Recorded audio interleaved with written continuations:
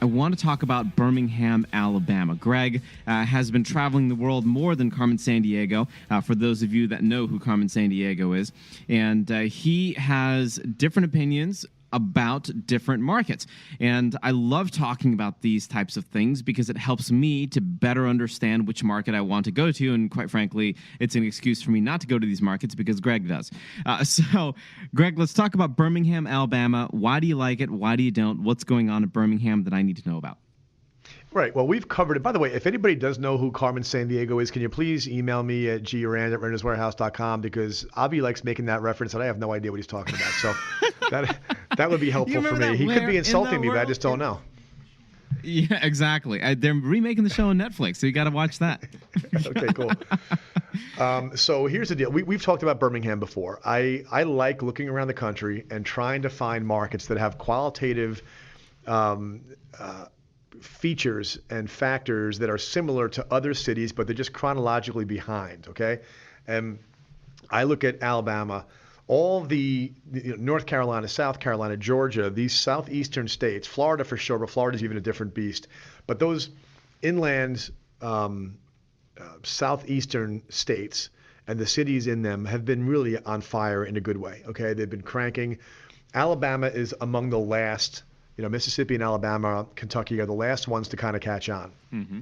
And so when we look at those long-term charts, what I see in Alabama is a steady, boring trajectory right through the housing crisis. It barely registered the housing crisis. It's just been bedrock. Okay, it's only been appreciating at 2% a year for the last 20 years. The national average is 3.5%, and so it's substantially below the national average. But when I see that, I look for evidence that maybe it's going to pop. Okay, and a couple of things about Alabama. Number one is that it showed up in our data sets as one of the most popular, like top 5 states in America for residential investment. It never was on the list before. All of a sudden last year it showed up. Okay, so I started doing some scratching around and inquiring as to why. And it is very much because people are saying Atlanta's great, but Atlanta's a little crowded from the standpoint of investor activity. Mm-hmm. Texas cities are great. But they're also a little bit crowded. Nashville's great. Charlotte's great, a little bit crowded, right? They may have already had their pop, okay? So what is out there? Meaning they've already had a lift of the appreciation and the value in that market, and people would really love to, if they can, find a place that hasn't yet had that elevation of values, and maybe Alabama's it. And so money was starting to pour in. We've talked about how the auto industry has chosen Huntsville, which is about 45 minutes north of Birmingham, as its new home. And so Toyota and Mazda are opening a massive factory there in a joint venture. Mercedes has been there for 20 years, and so those are anchors to that environment. But when I went out there, I learned something. Whenever I go out, I look for the kind of intel that you cannot get unless you're talking to people, all right? And I always find something. And what I found in Birmingham was that it has been the culture of really the whole state of Alabama to not tell everybody about their great, well-kept secret. I heard this years ago on the coastline, right? The coastline of Alabama is gorgeous. But don't ask anybody who lives there to tell you about it, because they'll say, yeah, it's okay. Like they detect my New York accent and they say, you wouldn't like it here, right? They're trying not to become North Carolina and Georgia. They don't want to see their marketplace get crowded with Northerners, okay? And so they're just fine with their reputation of being a little backwards. They're just fine with their image of being deep south and not an attractive place to some people in the north, because they just assume they stay on the other side of the Mason-Dixon, right? Mm-hmm. So I was asking the question of what's happening. I see things starting to pop in Alabama. I see the capital coming in because you get really, really low prices in a market that hasn't seen much appreciation for a long time.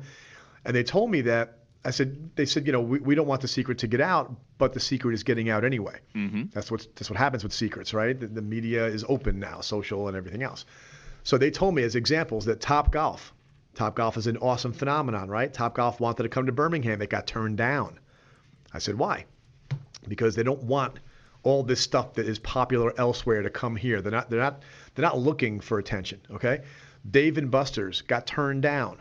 Dave & Buster's is everywhere, but they tried to come to Birmingham. They got turned down. I think they recently got approved. I said, okay, so why did they get approved? If they'd been turned down, but now they got approved, why? Were they just being persistent?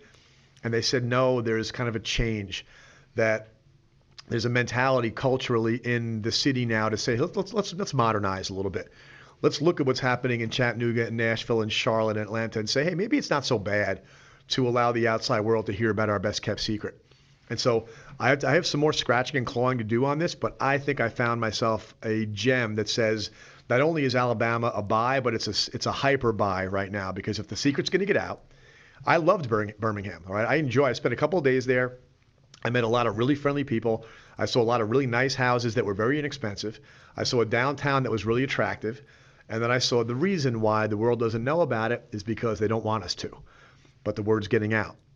So I think Alabama is going to be the next Georgia, all right, where a lot of influx of jobs and capital is going to come in. Some of the old timers in Birmingham may not like it, but I don't think they're going to be able to hold it back anymore, which means that 2% average over the last 20 years, I bet you is going to wind up being 4 to 4.5 over the next 10.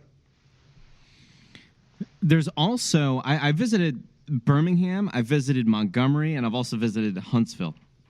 And when I was in Birmingham, there was a restaurant there called Abhi. No joke, not even kidding. Same spelling? My name, same spelling, and it's this creation by this. I think he's a Nepalese chef, same name as mine. And I'm like, hey, cool. I even took a picture, and I think I posted it on my social somewhere, so you can find it if you follow me on Instagram.com/Abhi Golhar. But it's really cool. Like you said, the people are super nice. Even the same thing in Montgomery. I know about Montgomery previously, if you go back to some of the archives of Think Realty Radio, Greg, you mentioned it's blue city, red state, right? And that's something that you like. Right. Would you take Montgomery then over Birmingham, or Birmingham over Montgomery, and why? I think of the three, I would take Huntsville. So I think the fundamentals of all three cities are similar enough that it's a bit of a toss-up. But when the auto industry comes in for 100 years, that to me is a no-brainer. I'm a big believer in trying to find somebody else with a lot more money and a lot more research under their belt that has made a decision to go someplace and is setting down roots. Because keep in mind, all we're talking about here is forecasting housing demand by forecasting population growth. That's it. Not complicated, right? So if stable jobs are in the area, people are going to move there for the jobs. A lot of those auto workers are going to want to rent for a while, if not forever. And so all you need to do is find a place where demand is going to be strong, so your place is always occupied, where you can bump the rents a little bit every year or two, increase your yield over time, and have the appreciation. By the time you add the combination of yield, which in Huntsville and Birmingham and Montgomery are in the 7s and 8s, plus the 2% appreciation, now you're at 10. But if I'm right, you're going to be at 12 because the appreciation is going to accelerate. And I've been right a lot, so I'm happy to be going on record with this right now, because I want to look back in 5 and 6 and 7 years and have people say, he was right, we did check into it, we liked it, we made an investment, and we've got an outsized return as a result of it.